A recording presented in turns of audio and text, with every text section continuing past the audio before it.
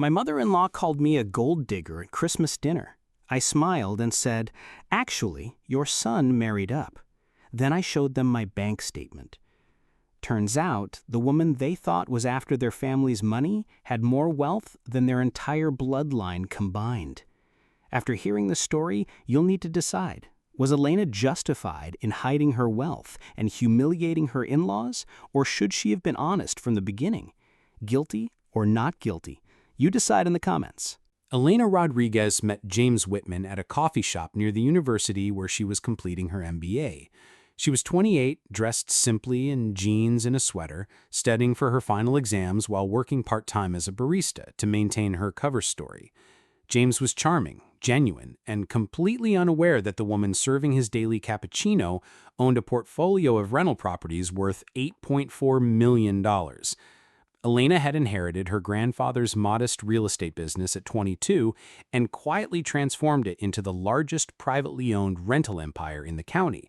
She owned 127 properties, from luxury apartments to commercial buildings, but she told no one, not even James. "I like that you're real," James said after 3 months of dating. "Not like the pretentious rich girls my parents are always pushing on me." Elena smiled. If only he knew. When James proposed after a year, Elena was genuinely happy. She loved his kindness, his humor, the way he treated service workers with respect. But she was also curious about how his family would react to their poor daughter-in-law. The Whitmans lived in a sprawling colonial house in the most expensive neighborhood in town. James's father, Robert, was a successful surgeon. His mother, Catherine, had never worked but wore her husband's accomplishments like jewelry. Elena's first dinner with them was a masterclass in subtle condescension. "So, Elena," Catherine said over wine that cost more than most people's weekly grocery budget, "James tells us you work at a coffee shop?" "I do," Elena replied simply. "How industrious," Catherine smiled tightly. "And your family?" "My grandfather owned some property before he passed." "Oh, rental property can be so challenging. Tenants, maintenance, all those headaches. Probably why he couldn't expand much." Elena nodded politely, not mentioning that she'd expanded his 3 rental houses into a $150 million real estate empire. The wedding planning revealed their true colors. Catherine insisted on helping with the budget. "Dear, I know money is tight for you," she said, reviewing Elena's modest venue choices. "Robert and I will cover the difference for somewhere more appropriate. We can't have James's friends thinking he married down." Elena let them plan an extravagant wedding at the country club. She even let them believe they were paying for it, though she quietly covered the entire $60,000 cost through an anonymous payment that Catherine attributed to generous relatives. After the marriage, the comments became more frequent and more cutting. "Elena, you really should let James handle the finances," Catherine suggested during a family dinner. "Men understand investments better." "She's trying her best," James's sister Amanda added with fake sweetness. "Not everyone can marry into success." Elena's personal favorite came during Thanksgiving year 2. "I just worry about James's future," Catherine whispered loudly to Robert. "What if she expects him to support her long-term?" Elena excused herself to the kitchen, where she quietly transferred $50,000 from one of her investment accounts to cover James's student loan debt. She had been planning to surprise him for Christmas, but Catherine's comments made her want to accelerate the timeline. The breaking point came during Christmas dinner, year 3 of marriage.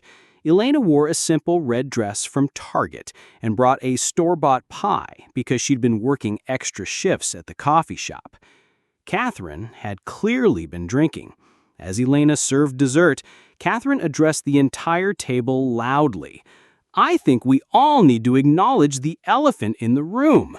Elena is a gold digger." The table went silent. James dropped his fork. Catherine continued, emboldened by the wine and the shocked attention. She saw James's potential, his family status, and she latched on. It's obvious. Mom, James said weakly, that's not fair. Isn't it? Look at her, James. Coffee shop girl, drives a 10-year-old Toyota, shops at discount stores. She saw our family's success and decided to cash in. Elena set down the pie server very carefully. Catherine, you think I married James for money? I think you saw an opportunity and took it. Elena smiled. Not the polite, strained smile she'd been wearing for 3 years, but something genuine and amused. Actually, your son married up. The room fell dead silent. Elena reached into her purse and pulled out her phone. She opened her banking app and turned the screen toward Catherine. This is my checking account, the one I use for daily expenses. Catherine squinted at the screen, then went pale. That says $247,000. Yes, that's my coffee money, Catherine. She swiped to another screen. This is my primary investment account. Robert leaned forward, his surgeon's steady hands suddenly trembling. $3.2 million?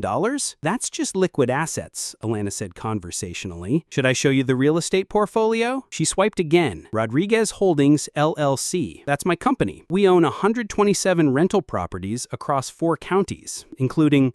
She paused for effect. The medical building where you work, Robert. You've been paying me rent for 6 years. Robert's face went ashen. The Rodriguez Holdings that owns the Whitman Medical Plaza? Guilty. I bought it the month after James and I started dating. Your lease renewal is coming up next year, by the way. We should discuss terms. Catherine was staring at the phone like it might explode. This can't be real. Elena pulled up another app. This is the deed to the country club where we had our wedding. I bought it 2 months before the ceremony because I liked the venue and wanted to ensure availability. You own the country club? I own a lot of things, Catherine, including the strip mall where Amanda's boutique operates. Rent-free, incidentally, because I thought family should support family. Amanda, who had been silent until now, whispered, "The landlord who waived my rent? That was you?" For 2 years, I figured James's sister deserved a chance to build her business without overhead pressure. Elena looked around the table at the shocked faces. The coffee shop where I work? I own that too, along with 11 others. It's called market research, understanding your investments from the ground up. James finally found his voice. Elena, why didn't you ever tell me? Elena's expression softened when she looked at her husband. Because I wanted you to love me for who I am, not what I have. Because the way your family treats people they perceive as beneath them told me everything I needed to know about their character. She stood up from the table. I've spent 3 years listening to comments about my worth, my background, my intentions. I've watched you all treat service workers, delivery drivers, and restaurant staff like they're invisible. Elena, Catherine started. I'm not finished. Elena's voice remained calm but gained steel. James, your family spent 3 Christmases making me feel small for working in service, for driving an older car, for living modestly. They never asked about my goals, my education, or my interests. They saw what they wanted to see. She picked up her Target purse. The irony is that if you'd just been kind, if you'd treated me like family instead of an intruder, you would have never had to know about the money. We didn't know, Robert said weakly. You didn't care to know. There's a difference. Elena walked toward the door, then turned back one final time. James, I love you, but I'm not going to spend another holiday being treated like I'm lucky to be here, when the truth is you married the wealthiest woman in this county. What does that mean for us? James asked. It means you have a choice. You can have a wife who loves you enough to let you believe you're the provider, or you can have in-laws who will never stop reminding you that you're not. 6 months later, James moved out of his parents' house. The house, it turned out, that Elena had quietly quietly purchased and been allowing them to live in rent-free as a wedding gift to James. Catherine and Robert now pay market-rate rent to Rodriguez Holdings LLC. Amanda's boutique operates under a formal lease agreement with regular payments. Elena and James went to marriage counseling, where James learned to appreciate his wife's business acumen and Elena learned to share her successes instead of hiding them. They're still married, but Christmas dinner now happens at Elena's estate, a 12-acre property she bought the week after that final confrontation with Catherine. "I've learned something important," Elena told James recently. "Humility is a virtue. Letting people humiliate you is not." James now proudly tells people about his wife's business empire. He's also learned to recognize gold diggers. They're usually the ones who assume everyone else is one.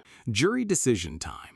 Elena had hidden her extraordinary wealth from her husband and his family for 3 long years, carefully allowing them to believe she was a modest, hard-working woman with nothing to her name. Every insult, every condescending comment, every sly remark about her lowly status, they all went unnoticed, at least on the surface.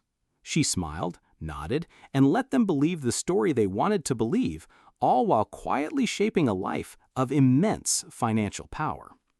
It wasn't about trickery for fun. Elena wanted to see their true character, their respect for others, and their values. Would they judge her for who she was, or for the wealth they assumed she lacked? And when the ultimate insult came, being called a gold digger at a family Christmas dinner, she revealed the shocking truth. Not with anger, not with vengeance, but with calm precision. The coffee shop barista they thought they knew was the owner of 127 properties, a $150 million real estate empire, and even the house they were living in rent-free. This moment forced the family to confront their biases, their assumptions, and their judgment. It was a lesson in humility, respect, and the danger of underestimating those who quietly build their power behind the scenes. Elena's reveal was not only a vindication for herself, but a mirror held up to the very people who doubted her.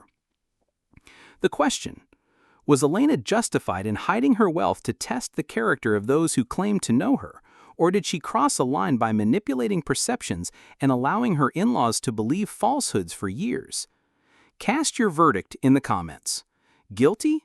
Elena should have been honest from the beginning. Transparency matters above all. Not guilty. She had every right to protect herself and reveal her power only when provoked. Share your verdict in the comments below and explain why, because in the world of judgment call, your opinion isn't just heard, it matters. Every decision shapes the story of justice, character, and human nature. Don't forget to subscribe to the channel and leave your verdict.